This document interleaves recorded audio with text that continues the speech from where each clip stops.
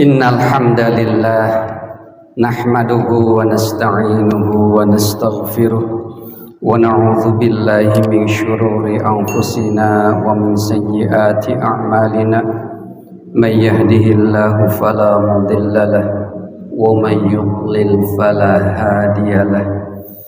Asyhadu an la ilaha illallah wahdahu la syarika lahu wa asyhadu anna sayyidana wa nabiyyana Muhammadan abduhu wa rasuluhu la nabiyya ba'dah. Allahumma shalli wa sallim wa barik ala sayyidina Muhammadin bin Abdillah wa ala alihi wa ashabihi wa man ittaba'al huda wa mawalah. Amma ba'du fa ya ayyuhal hadirun ittaqullaha haqqa tuqatih wa la tamutunna illa wa antum muslimun. Qala ta'ala fi kitabihil karim a'udzu billahi minasy syaithanir rajim. Bismillahirrahmanirrahim. Ya ayyuhalladzina amanu taqullaha haqqa tuqatih wa la tamutunna illa wa antum muslimun. Hadirin sidang Jum'ah yang dimuliakan Allah, di awal setiap khutbah khatib senantiasa berwasiat kepada khatib pribadi dan hadirin sekalian, mari senantiasa kita waspada terhadap diri kita, waspada terhadap perilaku kita. Kita harus senantiasa setiap saat meningkatkan keimanan dan ketakwaan kita, mempersiapkan bekal kita untuk kehidupan abadi yang tidak ada ujungnya. Hadirin yang dimuliakan Allah, hari ini masih merupakan permulaan dari tahun baru Hijriyah 1445 Hijriyah. Tahun baru ini, hadirin yang dimuliakan Allah, harus mampu kita jadikan sebagai sebuah momentum perbaikan dan momentum perubahan.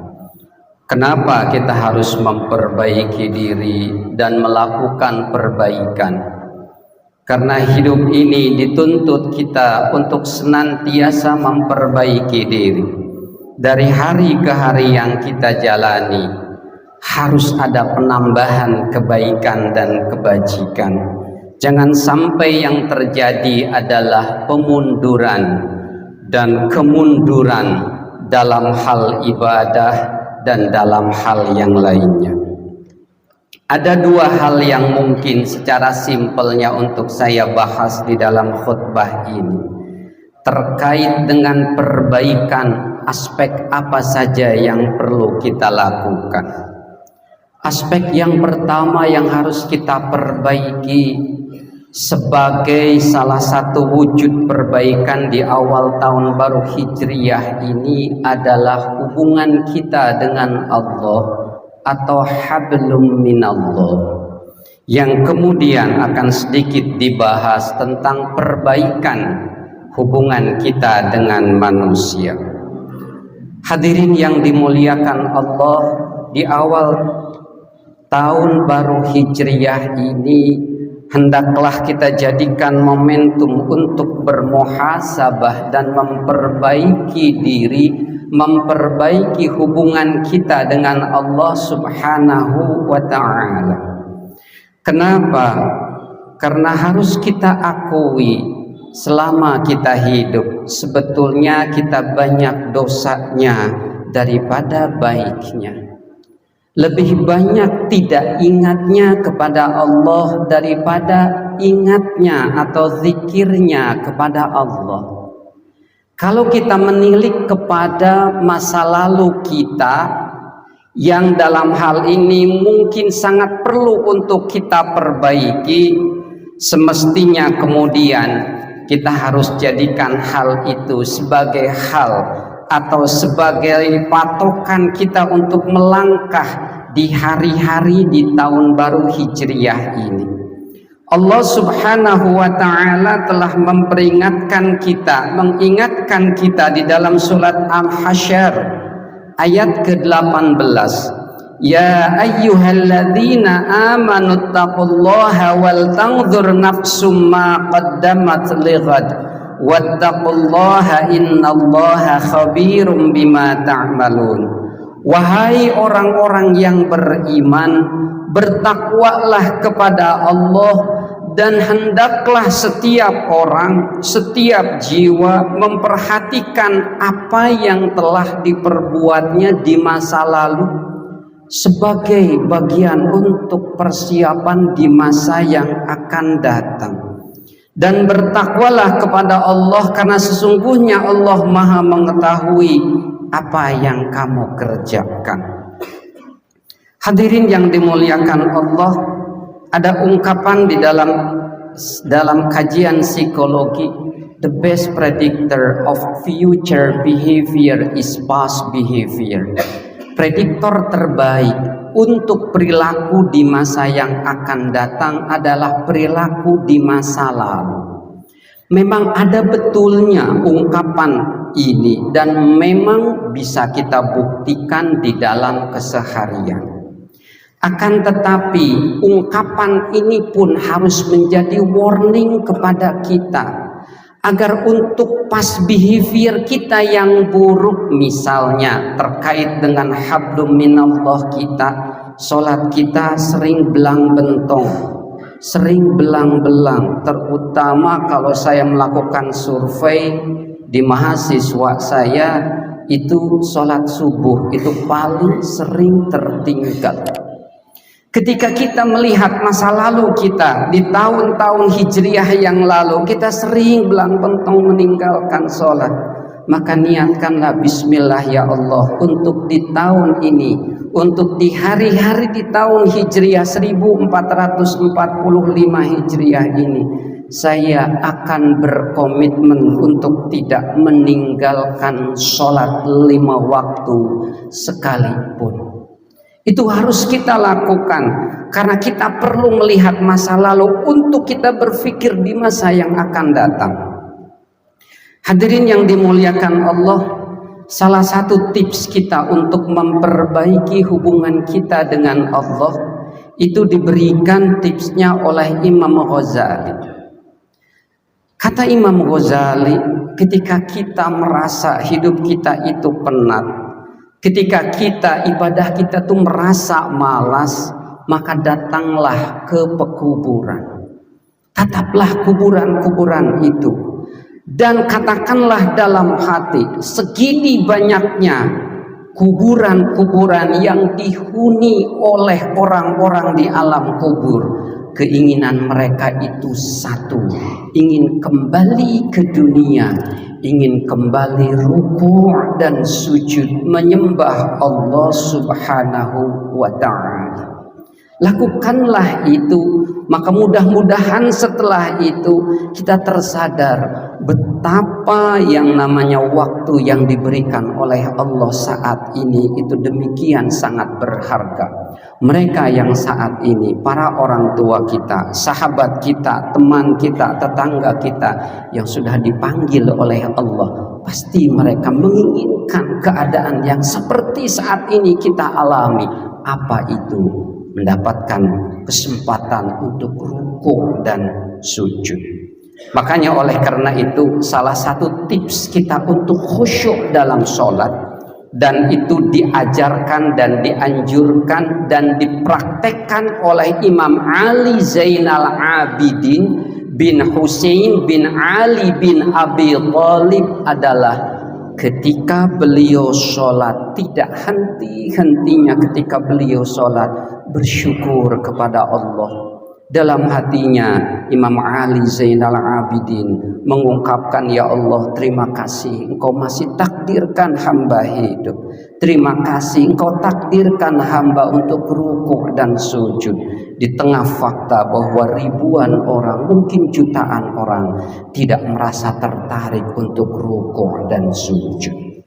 Hadirin yang dimuliakan Allah, itu wilayah pertama yang harus kita perbaiki. Hablum minallah, atau hubungan dengan Allah. Salah satu wujud nyata, bentuk nyata dari perbaikan hubungan kita dengan Allah adalah dalam hal pelaksanaan ibadah sholat yang 5 waktu.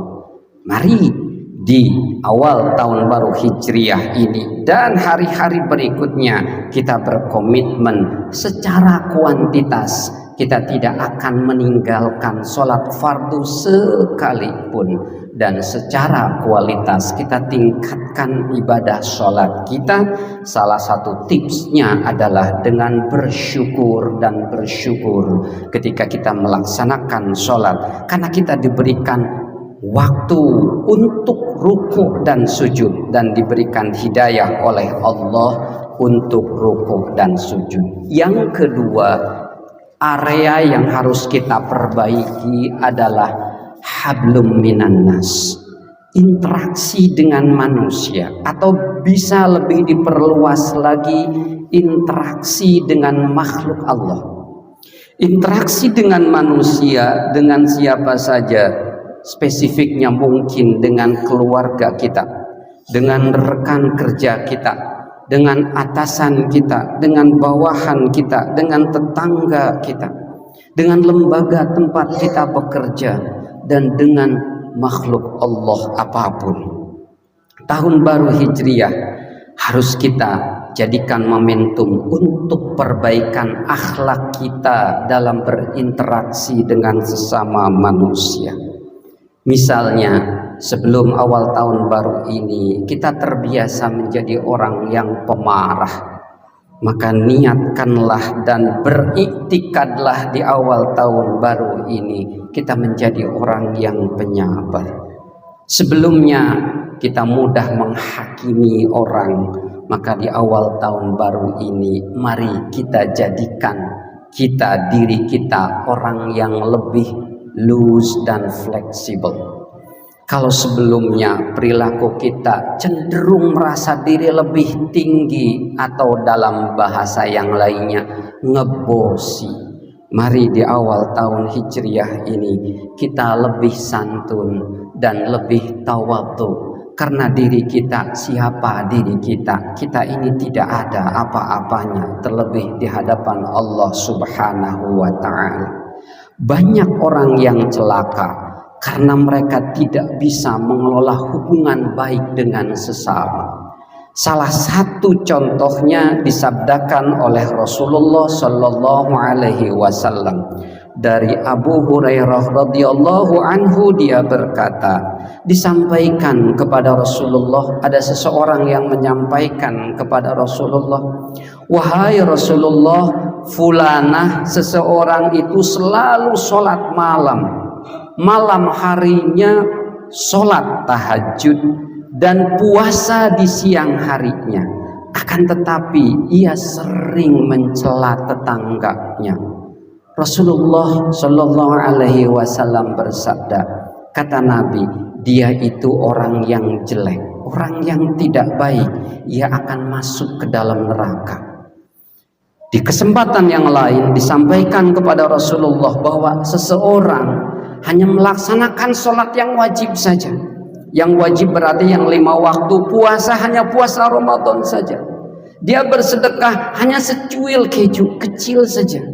Akan tetapi ia tidak pernah menyakiti tetangganya, ia tidak pernah menyakiti orang lain.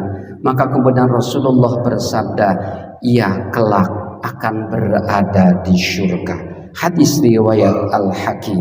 Oleh karena itu hadirin yang dimuliakan Allah, mari jaga perilaku kita dalam bermuasyarah dan berinteraksi dengan sesama, berinteraksi dengan teman kita, berinteraksi dengan kolega kita, dengan bawahan kita, dengan atasan kita.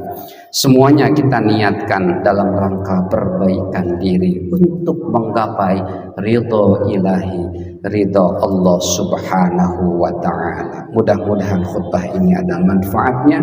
Barakallahu li wa lakum fil Qur'anil Karim wa nafa'ani wa iyyakum bima fihi minal ayati wadh-dhikril hakim wa taqabbalallahu minni wa minkum tilawatahu innahu huwas samiul alim wa qur rabbighfir warham wa anta khairur rahimin.